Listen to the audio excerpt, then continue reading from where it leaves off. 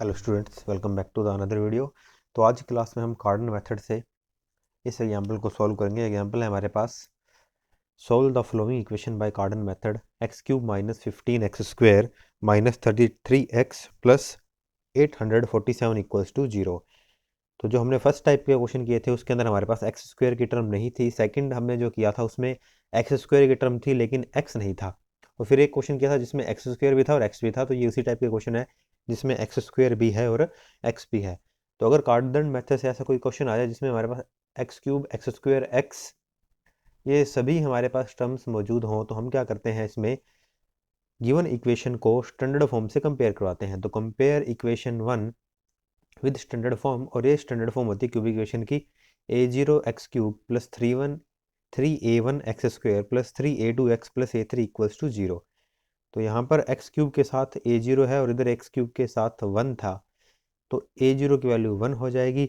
उसके बाद 3 और एक्स स्क्वायर को छोड़ें तो a1 बनता है। तो यहाँ पर अगर हम 3 को छोड़ें और एक्स स्क्वायर को छोड़ें तो क्या बचेगा, -5। ये माइनस, और 15 को लिख लेंगे 3 इंटू 5। तो 3 और एक्स स्क्वायर को छोड़े कंपेयर करेंगे जब, तो a1 की वैल्यू आ जाएगी हमारे पास -5। हमें बस ये दो ही वैल्यू चाहिए होती हैं। इससे हम h फाइंड करते हैं। हमें करना क्या है, सेकेंड टर्म को रिमूव करना है। उसके लिए हम सिंथेटिक डिवीजन मेथड का अकॉर्डिंग हम काम करते हैं। तो उसके लिए हमें h की वैल्यू चाहिए होती है और h का फॉर्मूला होता है माइनस का a1 अपॉन a0। और ये a1 a0 क्या से आते हैं, गिवन इक्वेशन को स्टैंडर्ड फॉर्म से कंपेयर करके।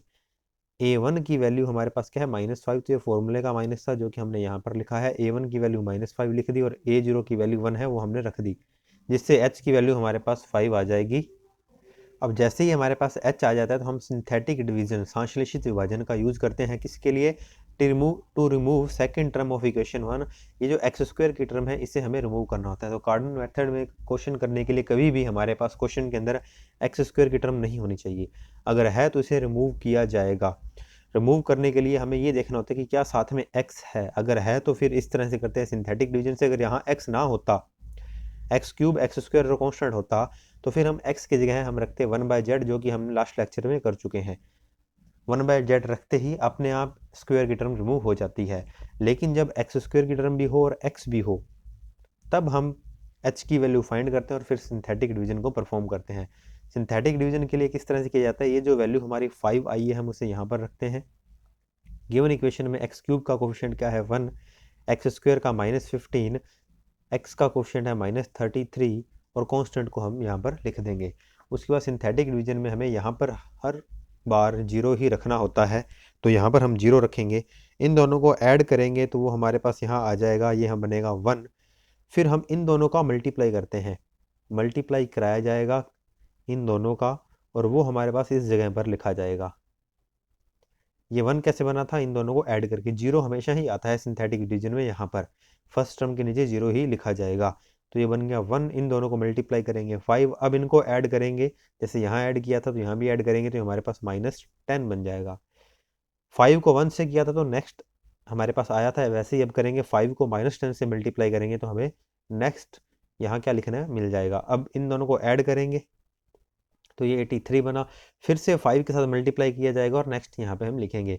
तो 83 को जब 5 से करेंगे, माइनस का 83 है तो ये बन जाएगा -415, और इन्हें ऐड करने पे हमारे पास बनेगा 432 प्लस का। इसे नेक्स्ट टेबल से हम बाहर कर देंगे। नेक्स्ट टाइम अब इसका हम सिंथेटिक डिवीजन में से यूज नहीं करेंगे, जो भी लास्ट आता है उसे हम बाहर करते जाते हैं। तो जैसे पहले हमने यहाँ पर 0 लिखा था, अब भी हम फिर से यहाँ पर 0 लिखेंगे, ऐड करेंगे तो यहाँ हमारे पास ये 1 बन जाएगा। 5 से मल्टीप्लाई होएगा तो यहाँ ये 5, ऐड करेंगे तो -5, फिर से 5 से मल्टीप्लाई करेंगे तो आ जाएगा माइनस का 25, और ये बन जाएगा ऐड करने पर 108 नेगेटिव। इसे भी हम नेक्स्ट बार कंक्लूड नहीं करेंगे, बाहर कर देंगे। अब 5 फिर से यहाँ 0 ऐड करेंगे तो 1 आएगा, इनका मल्टीप्लाई बनेगा 5 और ये हो गया 0 हमारे पास। फिर से 0 आएगा, यहाँ 5 लिखेंगे तो ये ऐड करने के बाद 1 बन जाएगा। तो अब सिंथेटिक डिवीजन से मिलता क्या, हमें गिवन क्वेश्चन जो था वो क्यूब में था। एक्स क्यूब हाईएस्ट पावर क्या थी, 3 की थी, फिर एक्स स्क्वायर, एक्स और कांस्टेंट। तो अब ये जो नए आए हैं इनको हम लिखेंगे एक्स क्यूब के साथ, एक्स के स्क्वायर के साथ, एक्स के साथ और कांस्टेंट। अब क्योंकि हमने इसमें क्या है, सिंथेटिक डिवीजन किया है, नई हमारे पास इक्वेशन बनेगी, तो x की जगह मैंने z यूज़ कर लिया। तो सबसे पहले है 1, इसे लिखा जाता है z क्यूब के साथ।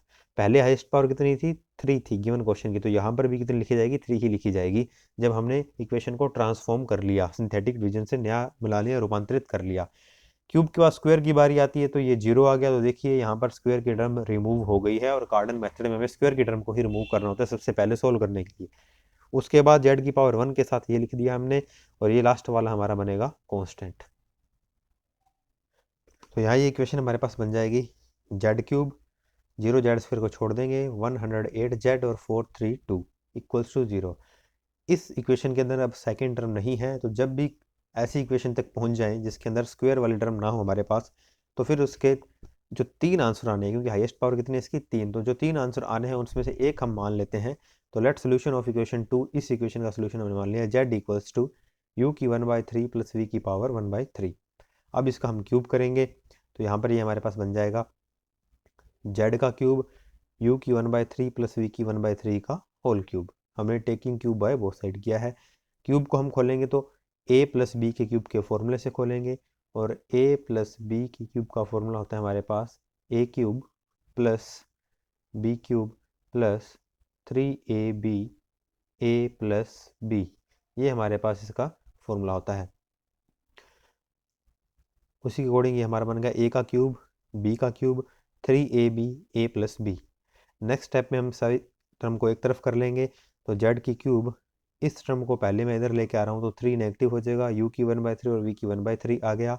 और ये जो u की पावर 1/3 प्लस v की पावर 1/3, इसे हमने क्या माना है, z माना है। तो यहाँ पे हम क्या लिख देंगे, इक्वेशन के अंदर z लिख देंगे यहाँ पर। ये कहाँ से आया है, इसकी वैल्यू को हमने रखा है इक्वेशन नंबर 3 में, हम ये लेट कर चुके हैं, तो बाय 3।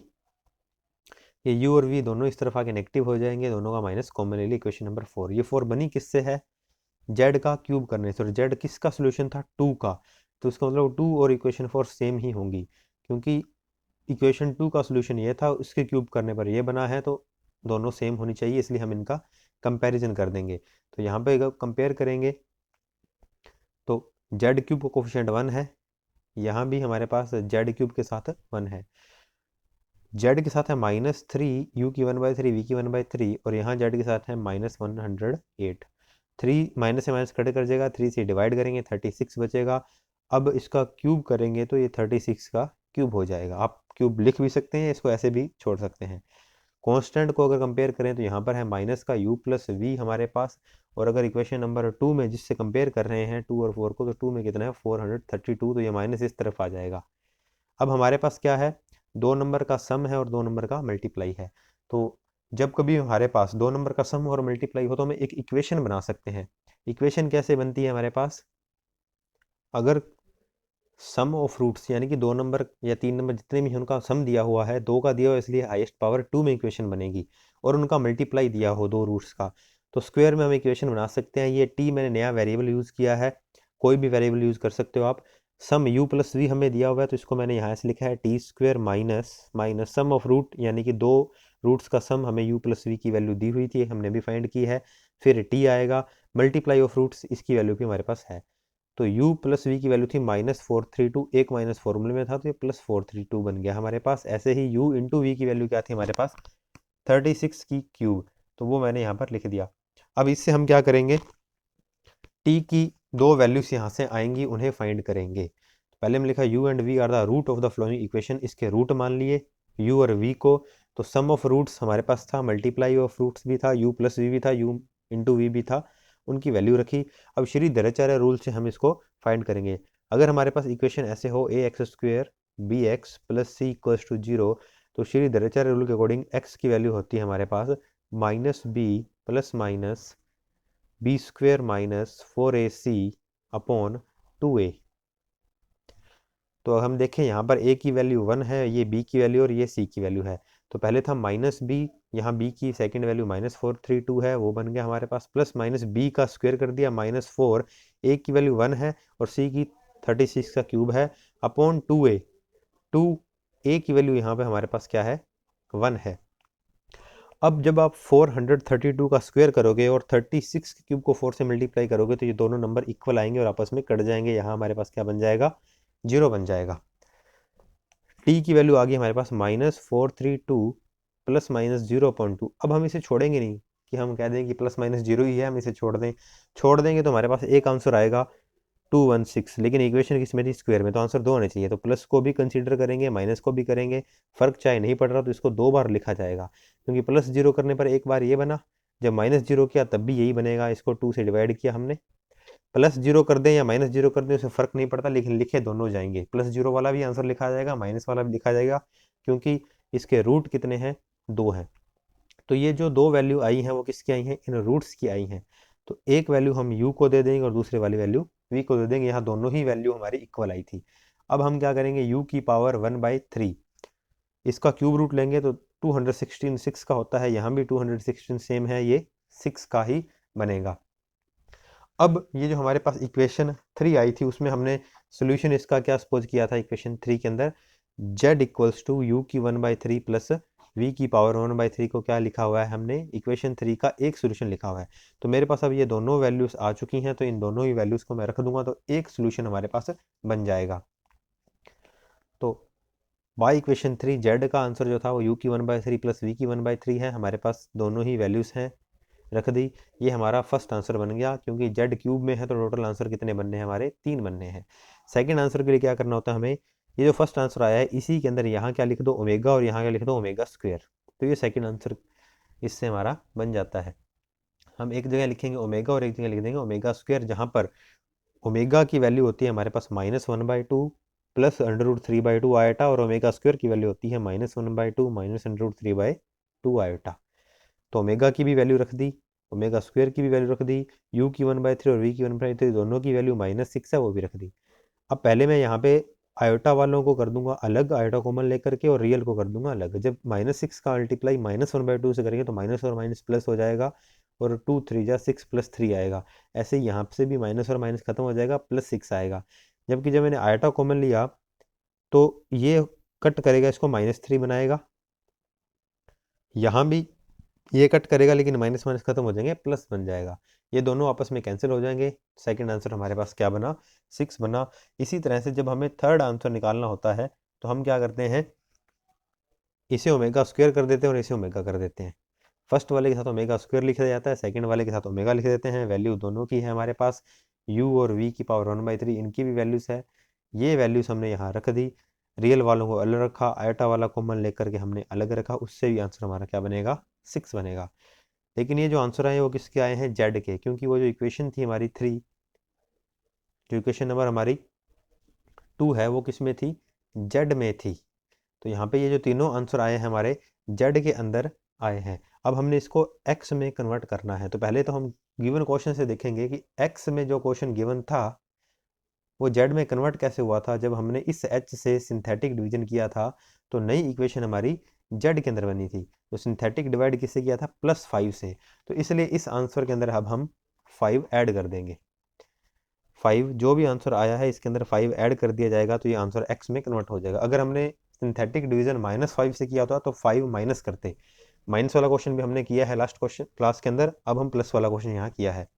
तो +5 किया और ये हमारा फाइनल आंसर आ गया। Thank you students.